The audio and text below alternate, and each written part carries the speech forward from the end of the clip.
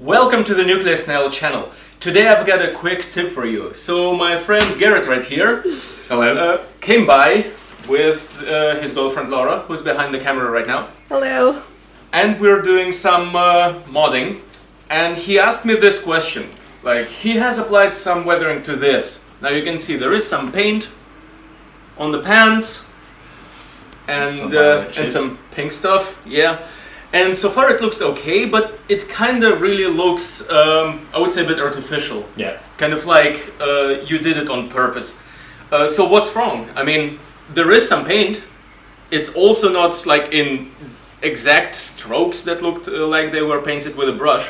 But this is the mistake that so many people make.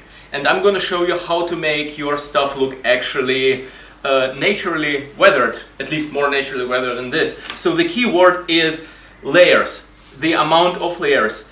So we will fix this by applying multiple new layers of paint, and I'm going to be using fabric paint here because fabric paint is best for fabrics. Duh. Obviously. Yes, that's why it's called fabric paint. And we're going to be using different colors and different levels of how much they're diluted. So different dilution levels. And we're going to be using a simple sponge. You don't need any fancy sponges for this. Just a piece of sponge. So here I have multiple tones. Actually the 3 tones I use mainly. You can use more if you want. But we have white here, and this is already diluted with water. So make sure to get some fabric paint which is water soluble, which I think most of them are, and some that is already pretty liquid. Unlike for stencils, you want something that flows a lot because you want it to seep into the fabric to look really organic. Now let me show you an example of what you don't want. What you don't want all over the place, in some places but not all over, is this. Like we have this already. Looks like someone had paint on their hands from painting the room or something and just used their pants as... That's all. Yes, exactly. So while this is, as I've said, is a part of an effect, in fact it looks like the rest of the weathering here. It's not sufficient all by itself. So we have a diluted version here. This is very important. This is mixed with water, and what I'm going to do is, while wearing rubber gloves, which is of course optional depending on how hardcore you are. Oh, I'm dripping onto it already, and at first it looks like kind of the same thing, but it's not, because now I'm gonna rub it in. Get a bit closer. Close up. We're just gonna do this area right here. We're not gonna do the whole pants in front of the camera, because it's the same repetitive process. So just use this sponge, which has a lot of or a bit of paint soaked into it, and I just go over it. Now this gets soaked up by the fabric, and depending on the fabric it can get soaked up a lot. And you will probably not see an immediate huge effect like you would with undiluted paint, but trust me, if you do a couple of layers of this, it will seep in, and now we have some nice weathered effect just from that one tone already. So this looks like wear and tear. Yeah. Right? And with those stronger parts on top of it, it starts looking really good. Now on this one, since it's a dark fabric, it doesn't make a lot of sense to use black, be it diluted black or not. If we have neutral fabrics such as this, then of course it also makes sense to use diluted black, which you have actually done here. So what the fuck is your problem? So this looks a lot better because with diluted paint like this, with some stronger highlights or dark parts in this case, it looks better. Now this is a tone we call Wasteland Diarrhea because it looks like diarrhea. And there were a couple of situations between me and my girlfriend where I would be sitting at the computer and she would be modding and would be screaming across the house, darling, where's the diarrhea? And I would be like, did you use it all up? Anyway, well, this... okay. If you can get a tone like this, it's great. If not, you can just use different tones of fabric paint, just mix them together, dilute them a bit, and there we go. It's all in the sponge. And now we add another layer. Now you can feel free to follow the exact same patterns as you did for the last one, because as long as you're doing it kind of clumsily and in a hurry like I'm doing here, you will not be hitting the exact same spot. So if you zoom in really close here, you can see that here we still have some of that white paint in there, and in here we have some of this new diarrhea paint, which looks like sand tones, actually, if you want to put it into more poetic terms. Now, a lot of people also leave their stencils untouched.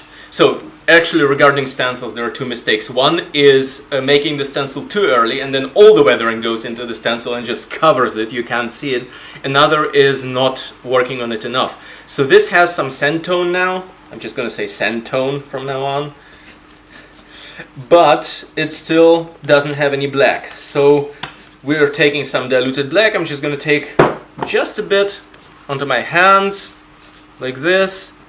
And then I'm going to wipe it over here. There we go, that's a bit too little. So the one thing you can totally do is just like this. And even if it's a bit too much at first, oh no, I've covered my C, just wipe it off immediately. Don't let it sit there for a long time. Then you're fine if you overdone it at first. So now you see that it's starting to look a lot better. And if you repeat this process with multiple tones and multiple dilution levels of your paints, you can achieve really cool results. Let's see what else we have here. This is some paint I haven't used in a while. Dark brown. Yeah, some sort of brown. Let's see what that gives us. Yep. Yeah, it gives just a little subtle effect right there. I don't even know if you can see it on the camera, but it's just a bit darker there. So that is what makes an organic effect. And now if we look at this fringe right here, what would really drive this home is the following. We take some sort of a tool. It can be the shredder, it can be a serrated knife, it can be anything. And we start applying a bit of wear and tear using that. I'm going to fast forward this later.